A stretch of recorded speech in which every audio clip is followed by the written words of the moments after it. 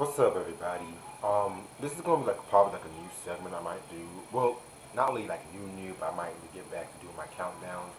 But certain times when I'm coming to do these countdowns and stuff like that, I might like do a top albums to this, top that. But for this concept, I might do something different. I might dedicate some of these countdowns to particular artists and stuff like that. You know what I'm saying?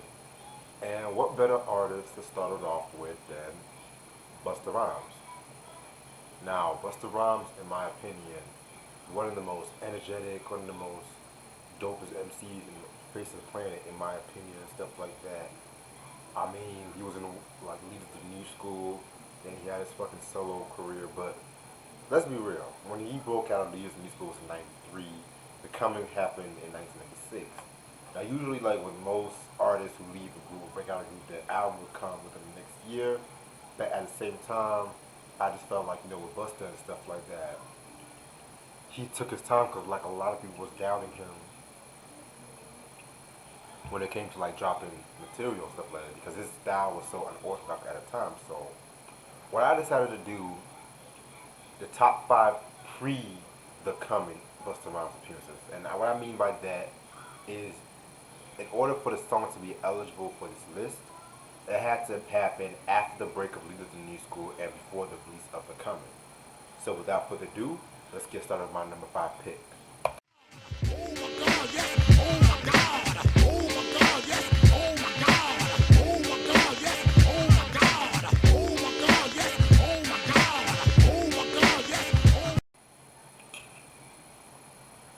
Beginning with the number five pick is the classic Tribe Called Quest song, "Oh My God." This was one of his most beloved appearances and stuff like that. With this appearances, he just screaming out the chorus like, "Oh my God, oh my God." But at the same time, I just felt like the chorus really made the song for what it was and shit like that. You know what I'm saying? And yeah, man, it's one thing I've always loved about this track is just the fucking easy and go like Tip and Pop of course did the thing, but like Busta on the chorus is just fucking immaculate and stuff like that. So I'm gonna go with that as my number five pick. Exclusive! Busta Rhymes and Rampage, the last Boy Scout. Giving it to you in the worst way, cause it's a must. And yo, it's fucking ill! Alright, now when it comes to my number four pick, I'm gonna go with Rampage, the last Boy Scout with Do You Want It? Now, this is a song I recently reviewed. I would talk about on Rampage's, well, technically his first two albums, but the original debut album, Red October, got shelved and whatnot and stuff like that. So the song ended up being bootlegged and whatnot. And if I'm not mistaken, it entered streaming services in the 20 teens. Now, when I did a review on this track, I've always loved how the chemistry between Rampage and Busta, in my opinion, was just one of, if not one of the most underrated duos in hip hop and shit like that. And just like Busta going crazy with his lyrics and shit like that. I mean, it's crazy. It's crazy too, because like when I reviewed those Rampage albums, I've always felt like Red October. I've always loved the production on that one a bit more than the Scouts Honor album that dropped in '97. But when it came to '97, Scouts Honor, I felt like he had like a lot more things to say and shit like that. But Do You Want It? Definitely a very grimy track and whatnot. I love it. My number three pick might be a little bit of a surprise, but it's the Vibin', the New Flavor remix from Boys to Men, which features Method Man, Busta Rhymes, Craig Mack, and Tretch. Yeah, man, this like judging by that lineup, man, you can tell it's gonna be a dope banging ass track and shit like that. So, Busta pretty much came right after Craig Mack before Method Man, which I was kind of a bit surprised because, when it came to like a lot of posse cuts that Busta was in, majority of the times he would be like the close to last one and stuff like that. But I've always felt that he held his own.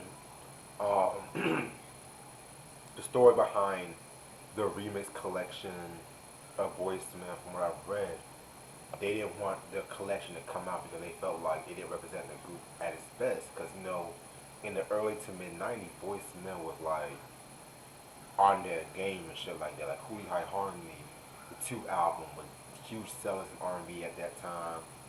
Um, the remix collection. I never really heard the remix collection in full. I have to be real with you about that, but I've always heard about this track and shit. So this track right here, Busta Rhymes definitely did his thing on this track right here. I love the line where he says, "The last days of revelation. Sometimes that's how we be vibing.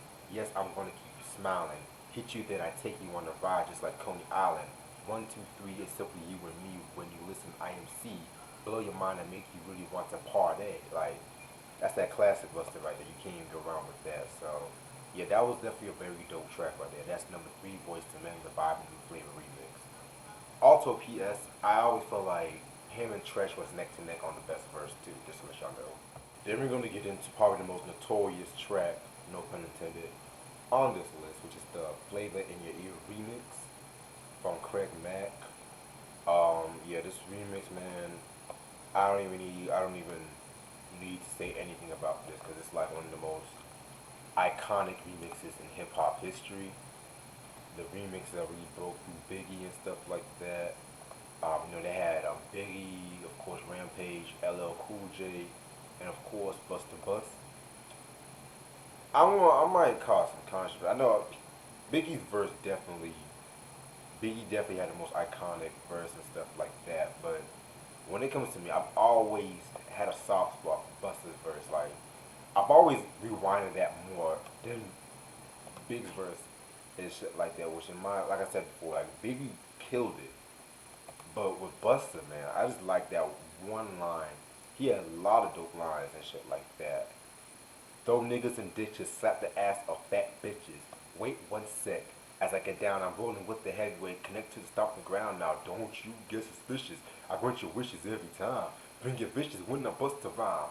I know one thing the whole world needs to expect is how we all connected. To break all on the same record. 5 new flavors on the beat. Feel the fucking heat. I don't even think you should retreat while we blow up the street. Like, instead of coughing, please just, like, come on. That energy right there, man.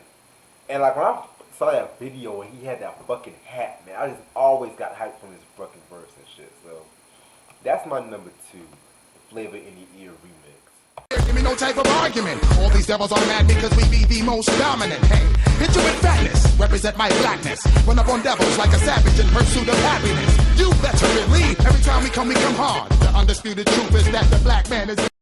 And now the number 1 pick is his verse on The Point, which was a track by hella niggas. Like, this was on the Panther soundtrack, the movie with Kadeem Hardison from A Different World fame. This track had Biggie, Coolio, Redman, Bone Thugs, Big Mike, Buckshot, LL Scratch. Hella niggas was on this shit, man. There's different versions of this track. A lot of people know like the female version was like TLC and Salt, and I want to say Salt Pepper was in that. Who else was in that? Like a T, man. That version right there is dope. But I've always preferred the male version too. A lot of people have went on to say like a lot of rappers weren't talking about the political aspect when it comes to the Panther movie, which I had to agree to because Big fucking Big was talking about fucking like smoking blunts and shit in his fucking verse. Then you had Redman just doing his like he was on his There's a Dark Side shit. But fucking Busta Rhymes, in my opinion, had the best verse. And it's actually one of the few Busta verses, in my personal opinion. He really went political and shit like that. You know what I'm saying? Like fucking like referencing 5% Nation, Huey Newton and stuff like that. Like, love the line when he said, "The undisputed truth is that black man is God." Now every time I turn around, my people start subtracting. They cause this shit, then they wonder why we start overreacting. Hey, you can't pick and choose it. Right before you lose it, I'm gonna hit you with my music. I'm firing up shit, sizzling like cyanide. Like, oh my god, that verse is so ill and whatnot. And definitely at the same time, have a lot of respect for that fucking verse. I felt like that verse was definitely a rare form for Busta Rhymes and shit like that. And I gotta say, that's like my personal favorite verse he did before the coming and stuff. Hey everybody, how you doing? Thank y'all so much for tuning into this countdown video. I have a few more of these planned up, but if you guys want to contribute to any of this video, contribute a countdown, make sure y'all donate to the Patreon, leave your request, and I will see you later. Peace.